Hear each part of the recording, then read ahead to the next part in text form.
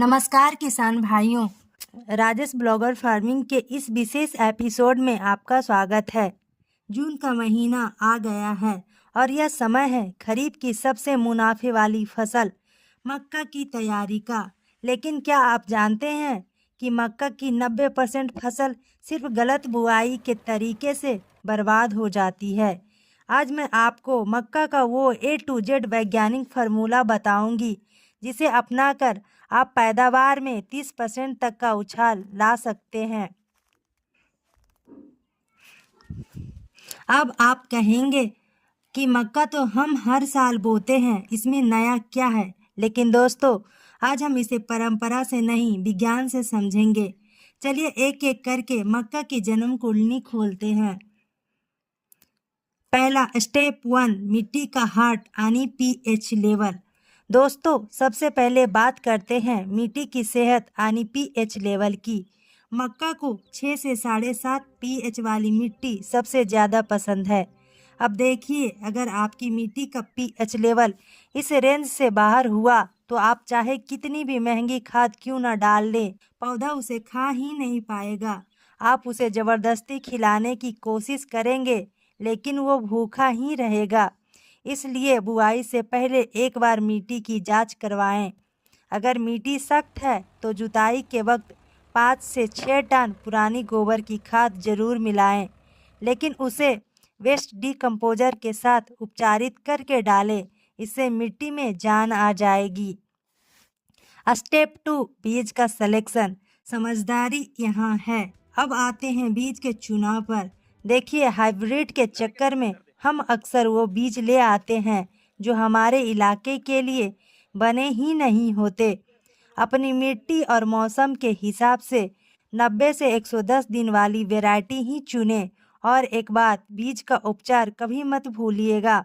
1 kilo बीज को 2 ग्राम carbendazim या 10 मिली ट्राइकोडर्मा के घोल से उपचारित करें। यकीन मानिए, यह छोटी सी मेहनत शुरुआत के 20 दिनों में जड़ गलने की समस्या को आने ही नहीं देगी। स्टेप 3, बुआई का गणित। दूरी ही ताकत है। अब बुआई के समय की बात करते हैं। हम में से कई लोग बीज को बहुत गहरा दबा देते हैं, जिससे अंकुरन कम हो जाता है। बीज को 4 से 5 सेंटीमीटर से ज़्यादा गहरा ना बोएं। कतार से कतार की दूरी 60 से 70 सेंटीमीटर रखें। यह दूरी पौधों को सांस लेने की जगह देती है, जिससे फसल गिरती नहीं है और हवा का संचार बेहतर रहता है। स्टेप 4, अब बात करते हैं खाद के मैनेजमेंट की। देखिए, मक्का एक हैवी फीडर फसल है, इसे बहुत पोषण चाहिए। मेरा तरीका यह है, बुआई के समय 50% नाइट्रोजन यानी यूरिया, पूरा फास्फोरस और पोटाश डाल दे। बाकी का 50% नाइट्रोजन हम 2 टुकड़ों में देना है। पहली बार जब पौधा 30 दिन का हो और दूसरी बार जब उसमें फूल आने शुरू हों।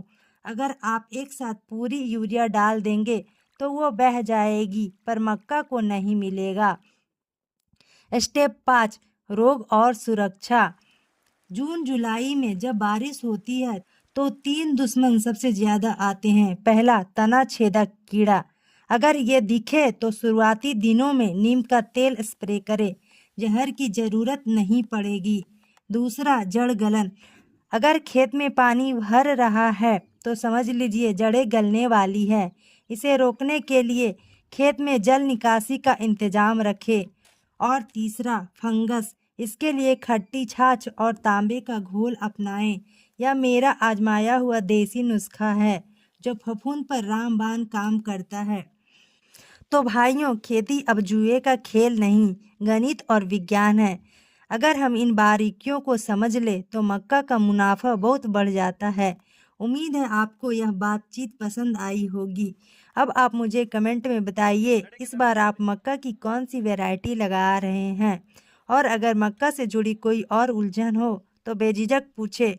मैं आपका इसी चैनल राजेश ब्लॉगर फार्मिंग में आपसे फिर से मिलूंगी।